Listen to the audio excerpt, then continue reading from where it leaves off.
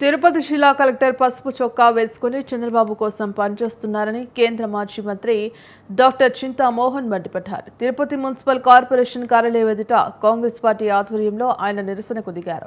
292 కోట్ల రూపాయలతో 7,000 ఇళ్లను కాంగ్రెస్ హయాంలో నిర్మించామని, వాటిని నిరుపేదలకు అందజేయాలని చింతా మోహన్ డిమాండ్ చేశారు.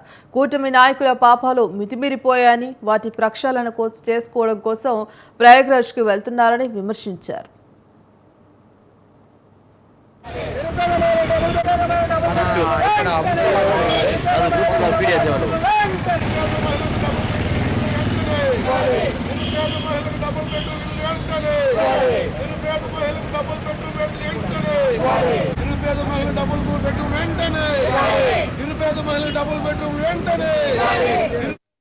పార్టీ అధికారంలో ఉన్నప్పుడు 292 కోట్ల రూపాయలు ఇచ్చాం.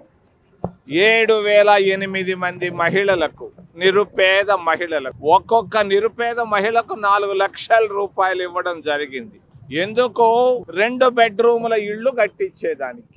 ఆ రోజు మంత్రి, కేంద్రంలో మంత్రి జైరాం రమేష్ కూడా పునాది రాయి వేయడం జరిగింది.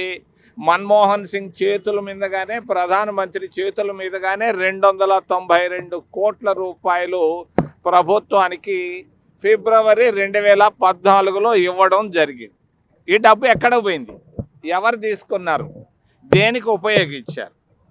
మీరు పుణ్యక్షేత్రంలో పేదవాళ్లకు, నిరుపేద మహిళలకు ఇచ్చిన డబ్బుని మీరు ఎక్కడ పంపించారు?